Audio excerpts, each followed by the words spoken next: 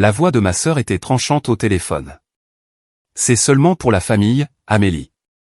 Je me suis figé, l'estomac noué. Je suis Amélie Dubois, 30 ans, photographe à Lyon, et je venais d'apprendre que je n'étais pas invité à la fête du 30e anniversaire de mariage de mes parents à Paris. Les mots de ma sœur m'ont giflé. La famille? N'étais-je pas de la famille?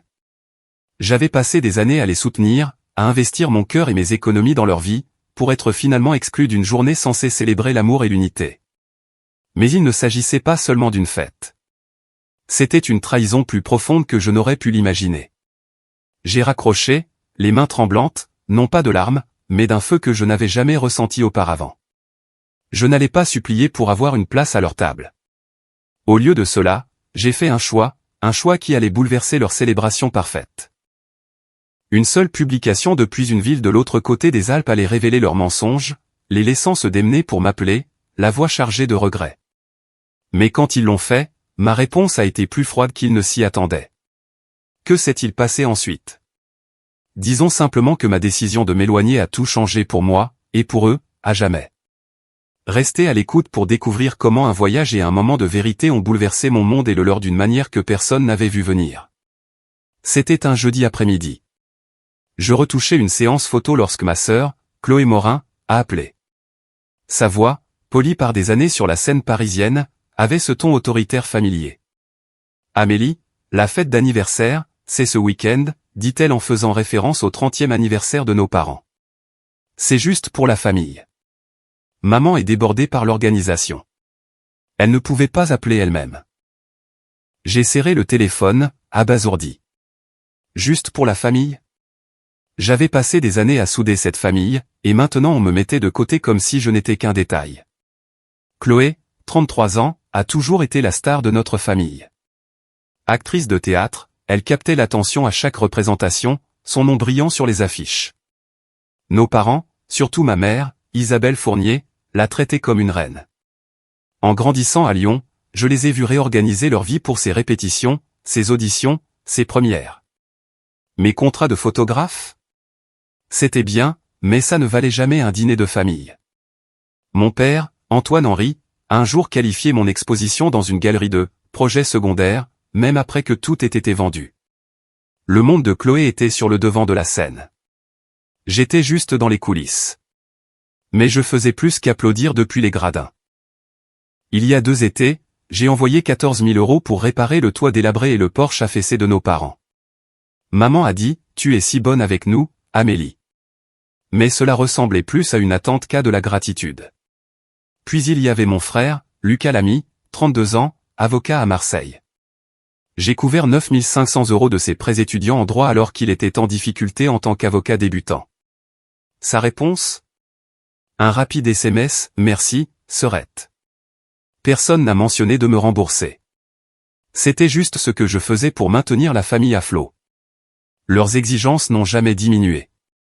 Le mois dernier, maman m'a envoyé un texto pour me demander 1 900 € pour embellir la fête d'anniversaire. J'étais à court d'argent, mais je l'ai envoyé, pensant que c'était pour quelque chose de modeste. Puis Chloé a appelé, le ton mielleux. « Amélie, pourrais-tu payer le billet d'avion de tante Sophie depuis Nice? C'est seulement 1 100 €.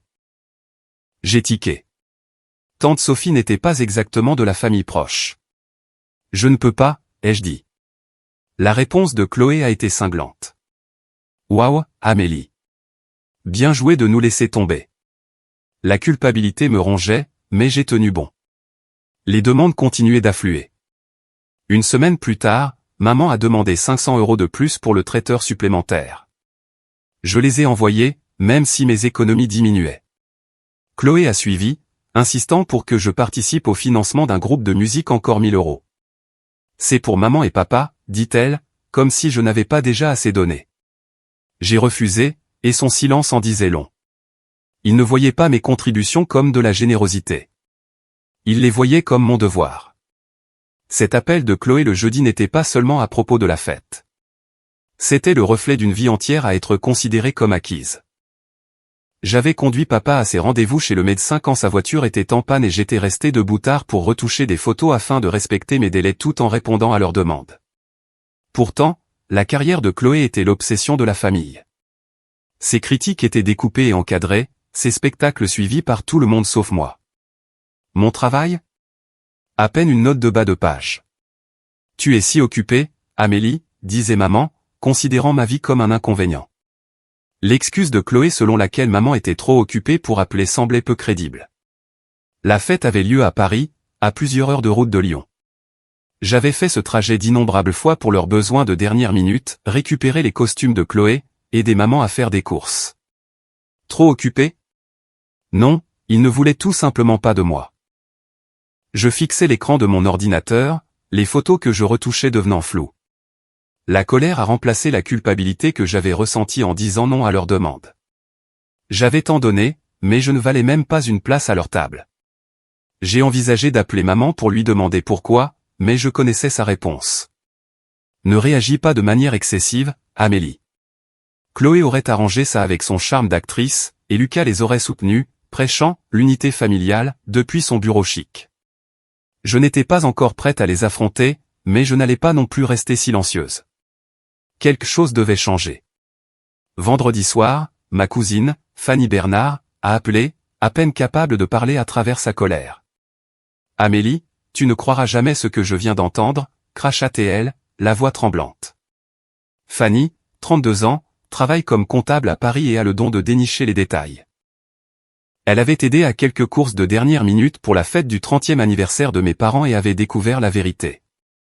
Ils organisent un événement énorme, dit-elle. 50 invités, un groupe de jazz, un restaurant chic réservé dans le centre de Paris. J'ai senti mon souffle se couper.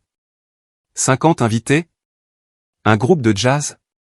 Ce n'était pas le petit rassemblement familial que Chloé avait décrit. Fanny a continué, ses mots se bousculant.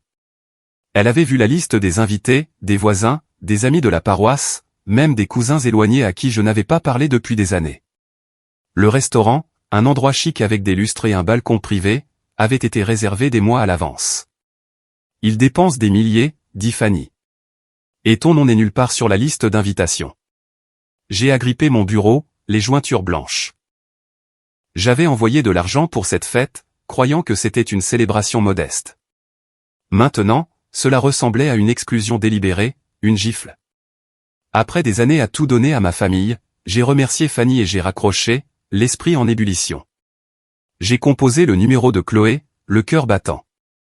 Quand elle a répondu, son ton était léger comme si de rien n'était. « Salut Amélie, quoi de neuf ?» a-t-elle gazouillé, son charme d'actrice poussé à 10. Je n'ai pas perdu de temps. Chloé, Fanny m'a parlé de la fête. 50 invités, un groupe de jazz. Pourquoi as-tu menti en disant que c'était juste pour la famille? Il y a eu une pause. Puis sa voix est devenue tranchante. Oh, Amélie, ne sois pas si dramatique. C'est un jour spécial pour maman et papa. Tu es trop indépendante, toujours à faire tes propres trucs. Tu ne correspondrais pas à l'ambiance. Les mots m'ont frappé comme un coup de poing. Trop indépendante? J'avais passé ma vie à me plier à leurs besoins, à traverser la France pour leurs courses, à rester debout tard pour respecter mes propres délais tout en gérant leurs demandes. Correspondre à l'ambiance, ai-je rétorqué. J'ai envoyé des milliers pour cette fête, Chloé. Je mérite d'y être. Elle a ri, un son bref et coupant. Tu ramènes tout à toi, comme d'habitude. Laisse juste maman et papa avoir leur moment. J'ai serré la mâchoire, luttant contre l'envie de crier. Tu m'as dit que c'était seulement pour la famille, ai-je dit, la voix basse. C'était aussi un mensonge? Chloé a soupiré comme si j'étais une enfant faisant un caprice. Écoute, on ne voulait pas te stresser. Tu es toujours si occupée. C'était ça. La même excuse, mais maintenant elle ressemblait à un couteau qu'on tourne dans la plaie. Occupée? J'avais pris du temps pour eux toute ma vie. J'ai mis fin à l'appel, les mains tremblantes, non pas de tristesse, mais de rage. Ce n'était pas un malentendu. Ils avaient planifié cette célébration élaborée, utilisé mon argent et m'avaient délibérément exclu. Les mots de Chloé résonnaient dans ma tête, tu ne correspondrais pas à l'ambiance. Il ne s'agissait pas seulement de la fête. Il s'agissait d'eux me voyant comme une étrangère, quelqu'un qui n'avait pas sa place dans leur image de famille parfaite.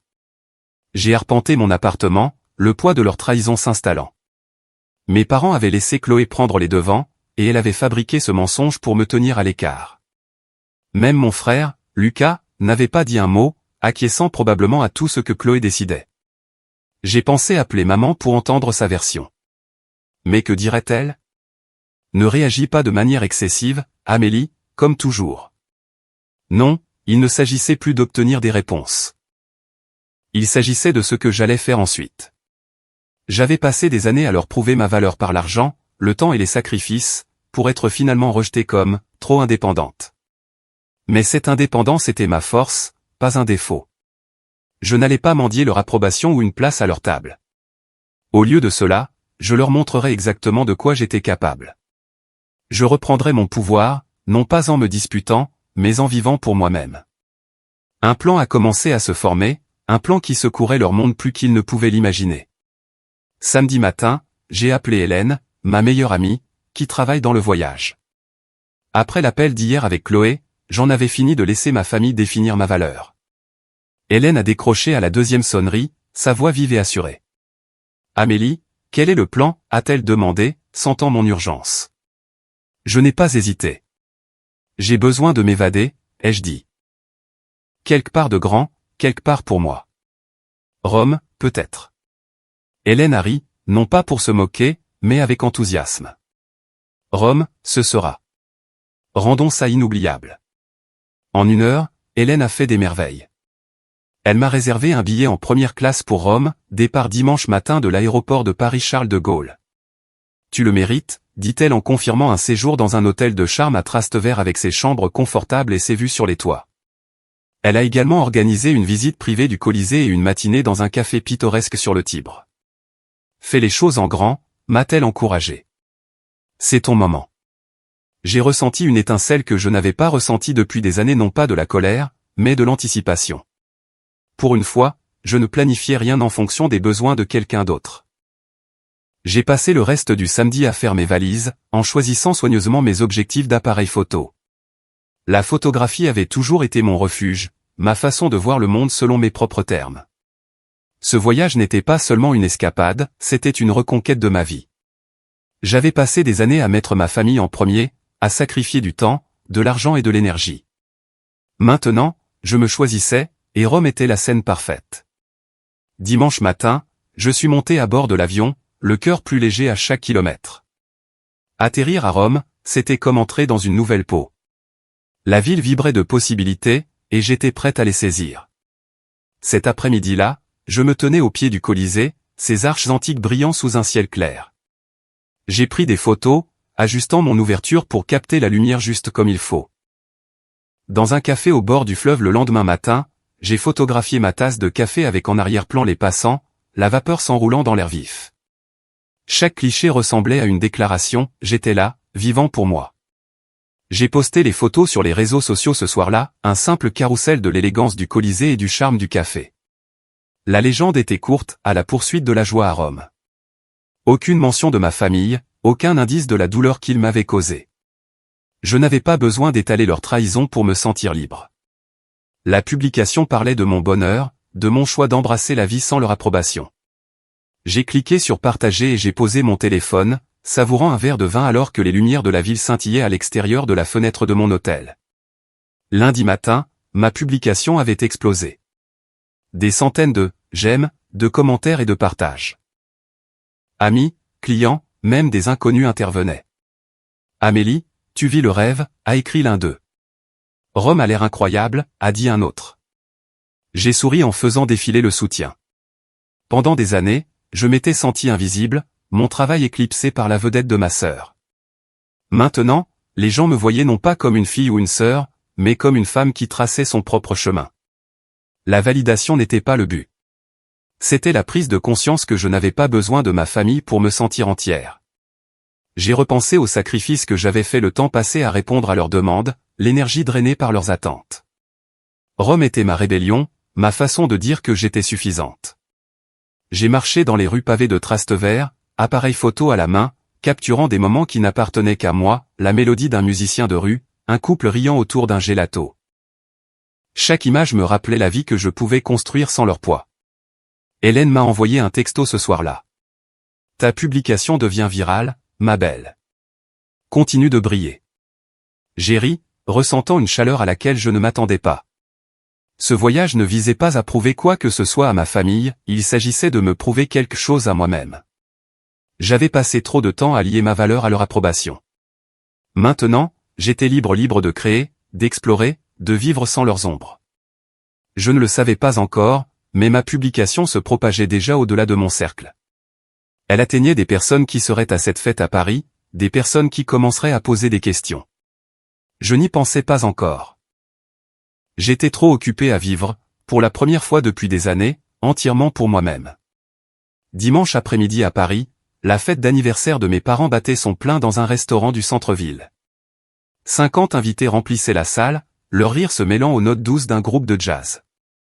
Des lustres en cristal jetaient une lueur chaleureuse sur les tables ornées de nappes blanches et de centres de tables floraux. Les serveurs glissaient à travers la foule, servant des hors-d'œuvre et du champagne. C'était le genre d'événement que Chloé avait orchestré à la perfection, son flair théâtral évident dans chaque détail. Mais l'ambiance a changé lorsque ma publication sur les réseaux sociaux depuis Rome a commencé à faire des vagues. Les amis d'amis, les parents éloignés, même les membres de la paroisse présents à la fête l'ont vu apparaître sur leur fils d'actualité. Les images de moi à Rome, rayonnantes de joie, contrastaient fortement avec le mensonge que Chloé avait inventé à propos d'un petit rassemblement familial. Des chuchotements se sont répandus parmi les invités. Une cousine a donné un coup de coude à son mari, lui montrant son téléphone. Un voisin s'est penché pour demander à un autre « Pourquoi Amélie n'est-elle pas là ?» Le groupe de jazz a continué à jouer, mais le brouhaha est devenu plus fort, plus pointu. Madame Jeanne Richard, un pilier de la communauté paroissiale de 60 ans, était parmi les invités. Connue pour sa langue acérée et son sens encore plus aigu de la justice, elle a acculé ma mère, Isabelle, près de la table des desserts. « Isabelle Fournier, dit-elle, sa voix traversant la musique. Pourquoi votre fille est-elle à Rome alors que vous organisez cette fête somptueuse sans elle ?» Les têtes se sont tournées. Isabelle a bégayé, le visage rouge. « Oh, Jeanne, ce n'est pas comme ça, » dit-elle en serrant sa flûte de champagne. Amélie est si occupée par sa photographie. Nous ne voulions pas la surcharger. Les yeux de Madame Richard se sont rétrécis. La surcharger ? C'est votre fille. On n'exclut pas la famille d'un jour comme celui-ci. La pièce a ressenti l'onde de choc. Les invités ont échangé des regards, leur conversation maintenant teintée de malaise. Fanny, ma cousine, était là, observant tout se dérouler. Elle m'a envoyé un texto, ses messages arrivant par rafale. « Amélie, ta publication est partout. Les gens parlent. Madame Richard vient de réprimander ta mère devant tout le monde. » J'ai lu les textos dans ma chambre d'hôtel à Rome, le cœur battant. Je n'avais pas l'intention de provoquer une scène. Ma publication parlait de ma liberté, pas de leur fête. Mais la vérité était sortie, et elle changeait l'atmosphère à Paris. Le message suivant de Fanny a frappé plus fort. C'est tendu ici. Certains invités partent. Le rythme entraînant du groupe ne pouvait masquer le malaise croissant. Un ami de la famille s'est éclipsé après avoir murmuré à sa femme à propos de drames familiaux. Un autre invité, une connaissance de la paroisse, a demandé à Chloé pourquoi je n'étais pas invité. Chloé, toujours la comédienne, a essayé d'en rire. « Oh, vous connaissez Amélie ?» dit-elle en rejetant ses cheveux en arrière. Elle est toujours partie à l'aventure. Mais son sourire a vacillé alors que de plus en plus de regards se tournaient vers elle, sceptiques. Madame Richard n'avait pas fini. Elle a de nouveau pris Isabelle à part, sa voix basse mais ferme. « J'ai vu la publication d'Amélie, dit-elle. Elle n'est pas trop occupée. Elle est blessée. » Quelle sorte de famille exclut les siens? Les yeux d'Isabelle s'agitaient, cherchant une échappatoire. C'était juste un malentendu, a-t-elle insisté, mais ses mots sonnaient creux. Les invités à proximité ont entendu, leur murmure grandissant. La célébration destinée à honorer l'amour de mes parents s'effondrait sous le poids de leur choix. Fanny m'a tenu au courant. Ton frère Lucas essaie d'arranger les choses, mais ça ne marche pas. Lucas, toujours le fils loyal, a dit à un groupe d'invités que j'allais bien et que je faisais juste mon truc. Mais sa défense n'a fait qu'alimenter les questions. Pourquoi ne m'avait-il pas invité?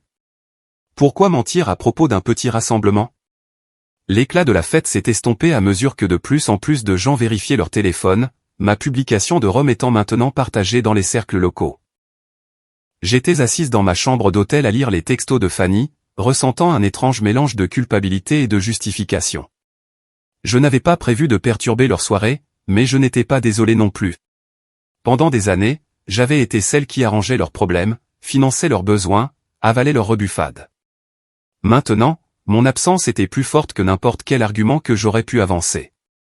La fête a continué, mais Fanny a dit que l'énergie n'y était plus. Le soir, près d'une douzaine d'invités étaient partis tôt, leurs adieux brefs. La production parfaite de Chloé s'effondrait, et j'étais à des milliers de kilomètres, vivant ma vérité. Lundi matin, les appels se sont succédés. J'étais dans ma chambre d'hôtel à Rome, encore sur le nuage de mon voyage, quand mon téléphone s'est allumé avec le nom de ma mère. La voix d'Isabelle était tendue, à peine contrôlée. « Amélie, ta publication a tout gâché, dit-elle. Des invités ont quitté la fête plus tôt à cause de toi. Comment as-tu pu être si inconsidéré ? » J'ai regardé par la fenêtre les toits de Rome, la mâchoire serrée. Inconsidéré ? Je n'avais fait que partager ma joie, pas leur secret. Maman, je n'ai pas mentionné la fête, ai-je dit, en gardant un ton égal. Peut-être que les gens sont partis parce qu'ils ont vu la vérité. Elle a eu le hoquet, puis a raccroché. Ensuite, ce fut Chloé, la voix dégoulinante d'accusation. Amélie, ton petit coup a transformé la fête en désastre, a-t-elle lancé. Tout le monde chuchotait sur le fait que tu n'étais pas là. Tu as fait passer maman et papa pour des monstres. J'ai ri, un rire sec et amer. J'ai fait passer pour des monstres. Chloé, tu as menti en disant que la fête était juste pour la famille. Elle a ignoré cela, son ton changeant pour une supplique. Enlève juste la publication, d'accord ? Pour maman et papa. L'audace m'a frappé de plein fouet. Après des années à me plier à ses exigences, elle pensait que je céderais à nouveau. Est-ce qu'on se connaît seulement, ai-je demandé, la voix froide. Tu n'as plus à me dire ce que je dois faire. Il y a eu un silence, puis un clic alors qu'elle raccrochait. Lucas a appelé quelques minutes plus tard, son calme d'avocat exaspérant. Amélie, tu as créé un drame inutile, dit-il. Tu aurais pu simplement nous parler. J'ai serré mon téléphone, l'imaginant dans son bureau de Marseille, toujours du côté de Chloé. Vous parlez, ai-je rétorqué. Vous m'avez tous menti, Lucas. J'en ai fini de jouer la sœur dévouée. Il a soupiré comme si j'étais une cliente qu'il devait apaiser. Tu exagères, dit-il. J'ai mis fin à l'appel avant qu'il ne puisse me faire la morale. À midi, j'ai vu la publication de Lucas sur les réseaux sociaux. Certaines personnes se nourrissent de drames, a-t-il écrit, choisissant les selfies plutôt que la famille. Triste. La pique était claire, il parlait de moi. Les commentaires se sont accumulés, certains d'accord, d'autres me défendant. Amélie vit juste sa vie, a écrit un ami. Je n'ai pas répondu. Laissez-le me peindre comme la reine du drame égoïste. Je connaissais la vérité, et les gens qui comptaient aussi. J'étais encore sous le choc quand Hélène a appelé, sa voix un contraste bienvenu. Amélie, j'ai vu le chaos en ligne, dit-elle en riant. Ta famille perd la tête, mais toi, tu déchires. Hélène Martin, ma meilleure amie, avait été mon encre à travers tout ça. Ne les laisse pas te tirer vers le bas, m'a-t-elle encouragé. Tu es à Rome, tu vis ta vérité. Continue. J'ai souri, ces mots perçant le bruit. Je n'arrête pas, lui ai-je dit. C'est pour moi maintenant. Leurs appels m'ont laissé secouer mais résolu. Le blâme d'Isabelle, la supplication de Chloé, la publication de Lucas ce n'étaient pas des excuses. C'étaient des tentatives de me ramener dans leur orbite, de me faire sentir petite pour qu'ils puissent se sentir justifiés. Mais ce n'était pas moi qui avais menti ou exclu. J'avais passé des années à tout leur donner temps, argent, loyauté pour être rejeté quand ça leur convenait. Maintenant, ils se démenaient parce que mon bonheur exposait leur choix.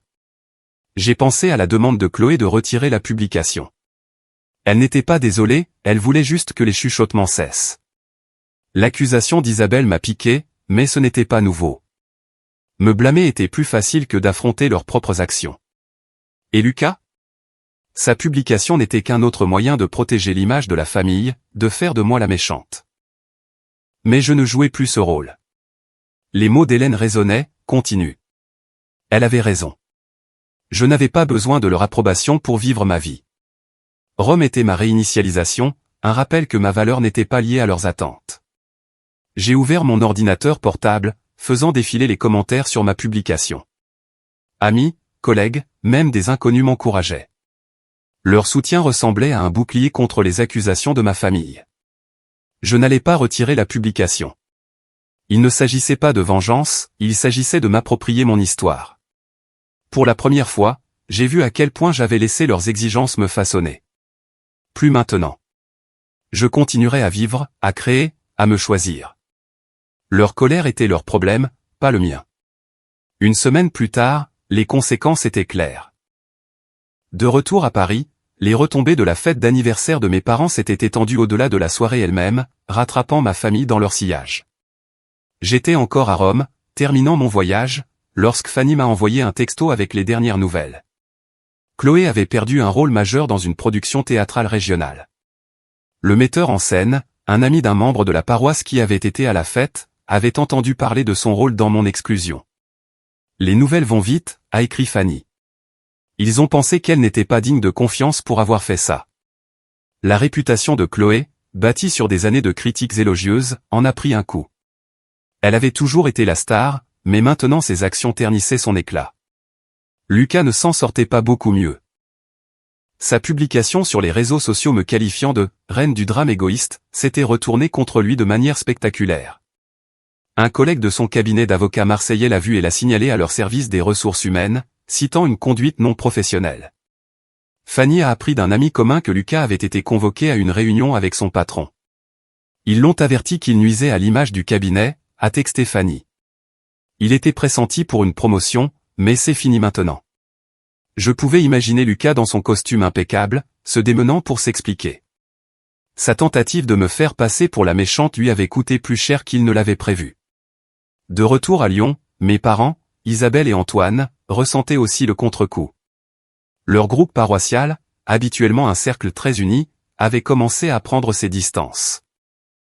Madame Jeanne Richard, la membre de la paroisse au franc-parler qui avait confronté Isabelle à la fête, ne laissait pas tomber l'affaire. Elle avait partagé l'histoire avec d'autres, la présentant comme une trahison des valeurs familiales. Lors de leur repas paroissial hebdomadaire, Fanny a dit que plusieurs membres avaient évité la table d'Isabelle et Antoine, n'offrant que des hochements de tête brefs. Une amie, membre de longue date de la chorale, a dit directement à Isabelle « Tu aurais dû inviter Amélie ». Ce n'était pas juste. Isabelle a essayé de balayer cela d'un sourire, mais Fanny a dit que sa main tremblait en servant la tarte. Je retouchais des photos de mon voyage à Rome quand Isabelle a appelé, sa voix plus douce qu'auparavant. « Amélie, pouvons-nous parler ?» a-t-elle demandé. « Peut-être que tu pourrais rentrer à la maison et nous pourrions régler ça en famille. » J'ai regardé mon ordinateur portable, le Colisée brillant sur l'écran. Régler ça? Il ne s'était pas excusé, n'avait pas reconnu les mensonges ou les années où j'avais été mise de côté. « Maman, je ne suis pas prête, » ai-je dit, mon ton ferme mais calme. J'ai besoin de me concentrer sur ma vie en ce moment. Elle a fait une pause, puis a dit, nous voulons juste que les choses redeviennent normales. Normal pourrait signifier que je rentre dans le rang, que je donne sans poser de questions. J'ai mis fin à l'appel en me sentant plus légère que prévu.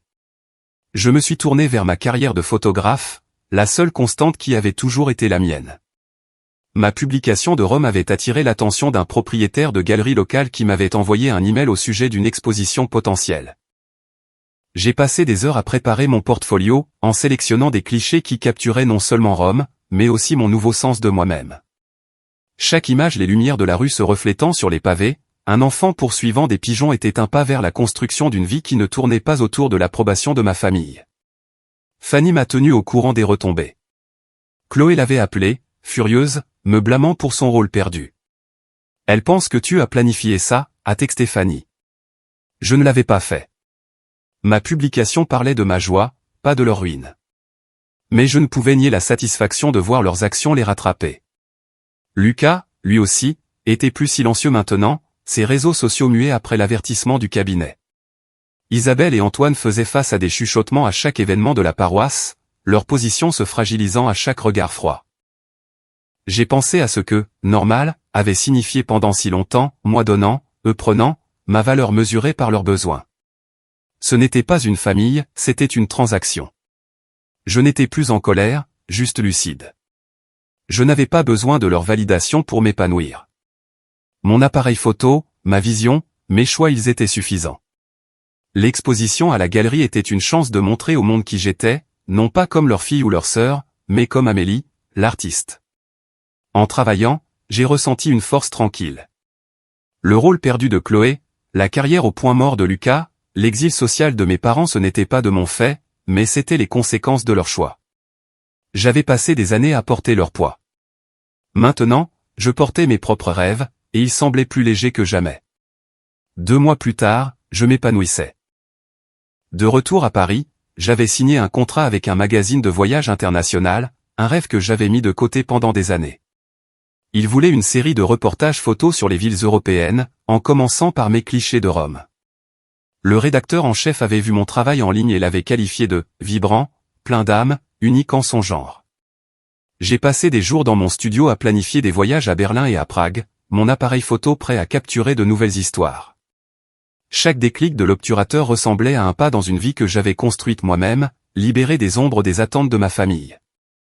J'avais coupé tout contact avec Isabelle, Antoine, Chloé et Lucas. Leurs appels et messages suppliques, excuses, accusations sont restés sans réponse. Isabelle a envoyé un long texto suppliant une réunion de famille, pour arranger les choses. Je l'ai lu, puis archivé. Antoine a laissé un message vocal, sa voix lourde. Amélie, nous sommes toujours une famille. Je l'ai supprimé. Chloé a essayé d'envoyer un email, son ton un mélange de charme et de désespoir, me demandant de passer à autre chose. Je n'ai pas répondu. Lucas, silencieux depuis son coup raté sur les réseaux sociaux, n'a rien envoyé. J'ai bloqué leur numéro, non par colère, mais par lucidité.